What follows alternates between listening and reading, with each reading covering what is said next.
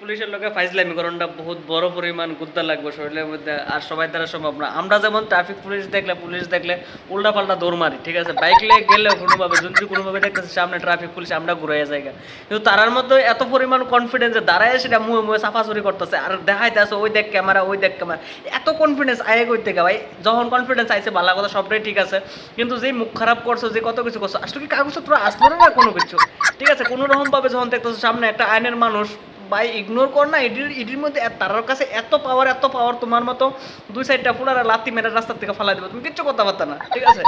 তো কিছু জিনিস আছে, মিডিয়া ফিডিয়া উকিল টুকিল তার থেকে দূরে তা হর, নিজের বিপদ কেড়ে নিজের হর্নে যদি কোনোভাবে যাই না জেলে বইরা দে, এই তোমার যেই গাড়ির লেগে তুমি কাজে লাগছো, যেই বাইকের লেগে তুমি কাজে লাগছো, বন্ধন ওরা কিস্তির লেগে সেটা এই গাড়ি লয়ে যাবে গতুল্লা সেটা, পরে তুমি যেতেছো জেলের মধ্যে, তোমার দেখবো গাড়ি লয়ে যেতে আছে, তুমি বন্ধন দিতে পারতেছো না কিস্তি, যখন আইসে এরপর আবার 3 মাসে আবার জেলে ঢুকবা, কি লেগে আছে তোমার কিস্তি আটকে আসলো।